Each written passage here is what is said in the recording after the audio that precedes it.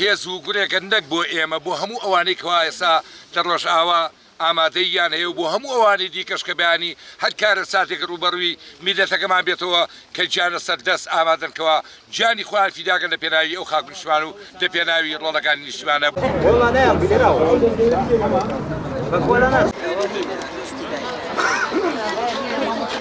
ئاراستەی هەموو تاگێکی کورد بکەیت.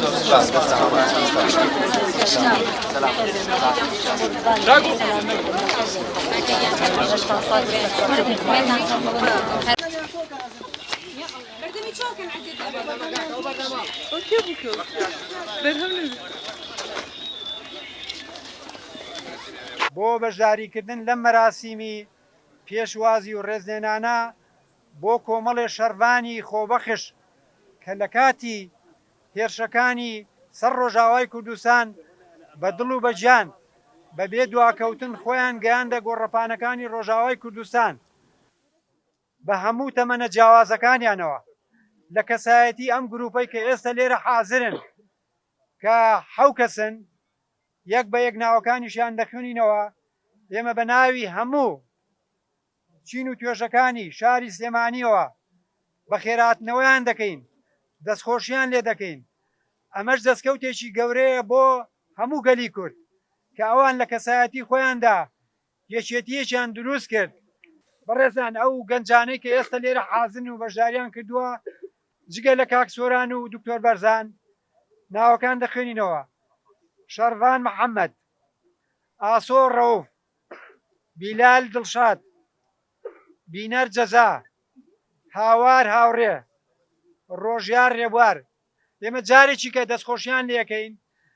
دیارە تێکۆشانی ئەم سەفەربەریە ئەوانەی کە چوون و ئەوانەی کە لێرە ڕۆڵیان هەبووە لە خۆپیشاندانەکان و پشتیوانیکردنی سەفەربەری و پشتیوانیکردنی خوشک و برایانمان لە ڕۆژاوا مای خۆشحاڵیە.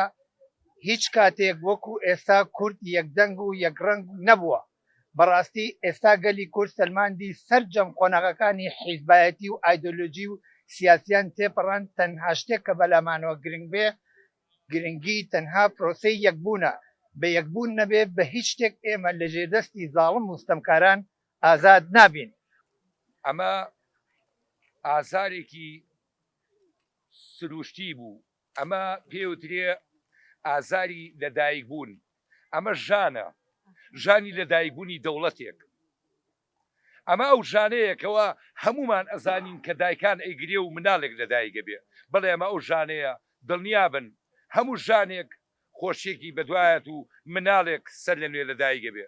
بەڕاستی ئێمە کاتێکەوە سەفەربەری بانگی کردین ئێمە وتمان لە بیکە یا ڕۆژئاوا هەر جێگەیەکی دیکە بانگی بکردینایە لە کوردستانە ئێمە ئامادە بووین بە گیان بە ڕۆح بە ماڵ بە هەموو شێوازێک خۆمان فیداکەین لە پێناوی ئەم خاک نیشتمانەیە. ئەمە ئەلکی هەر یەک لە ئێمەیە. بەڵام لە هەمووی گرنگتر بەڕاستی ئەوە بوو کە ئێمە دەڕۆژئاوا بووین بینیمان بە چاوەکانی خۆمان شتێک نەما بە ناوی حزبایەتیەوە، بە ناوی لایەنەوە، بە ناوی هێزەوە، شتێک ما لە دایک بوو بە ناوی کوردەوە، بە ناوی یەکگرتنەوە، بە ناوی یەکریزی و تەباییەوە. هەموو زانیانەوە ڕەشانێکەوە ڕوبەڕووی میلەتەکەی ئێمە بێتەوە.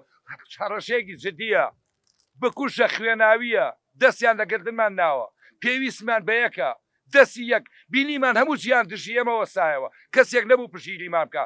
بەڵام سوپاس بۆ خوا کە بینیمان هەموو گەلەکەی ئێمە، هەموو نەتەوەکەی ئێمە لە هەموو کوێیەکی ژیاندا هاتنە سەر خەت و پێیەکانیان بەتوندی دەدایە ئەزا دڵنیابن زەوی لە بنی دوژمنانە ئەلەزی کاتێک جوانە دەنگی و پیان هەر ئەوە بوو ئەو جەنگەی لەو لاوەستان.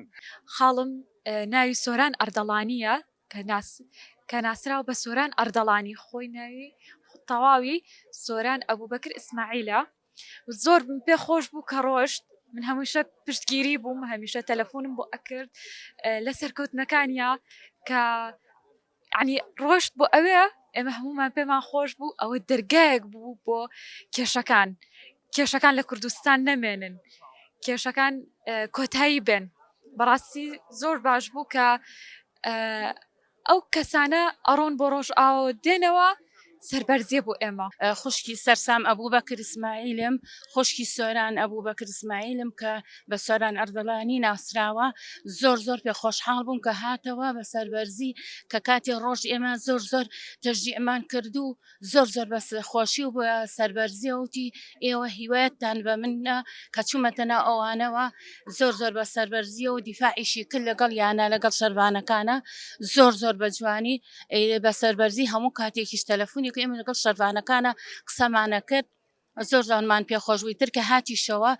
زۆر بە حەماسێتی کوجانەوە ئێمە هاتین پێشوازیمان لە کاکم کرد ئێمە کە پێشوازیە کە ڕۆی بە ئاگامان لێ نەبوو بەڵام زۆر جار بە خێزانەکەی وتبوو ئەڕۆم خۆ خێزانەکەشی زۆر تەژیعی کرد بە ئێمە و بە دایکیشم هەموو وتمان بە سەربەرزیەوە بڕۆ زۆر زۆرمان پێخۆشە ئەیتر ئەویش هەستا کەوتە ڕێ و زۆرمان پێخۆش سپاس بۆ خوای گەورە زۆر هاوکاری بووم زۆر پشتگیری بووم و هەرتا سەر ئێسقانش پشتگیریە بم ئێستش بڕواتەوە شانازی پێوە ئەەکەم و سپاسی یەکەم زۆر خۆشحاڵ بووم و خۆشحاڵیش بووم کە هاتەوە زۆر بە سەربەرزانە ڕۆشت و سپاس بۆخوا بە سەربەرزانێ شاتەوە بوو ئێمە قسەمان لەگەڵەکەن من ئەو کوڕە بچووکەکەیشم وە کچەکانیشم هاوکاری بووین ئەمانوت چۆن ڕۆیشتووی بە سەربەرزی ئەوەش بە سەربەرزی بیتەوە کاتێک وەرەوە ئیشەڵا بە سەربەرزی و دەستی سەرکەوتن بەرزکەرەوە بەڵێ خۆم مناڵەکانم خەسووم عایلەی خۆم خوشکم ئەوانە لێرە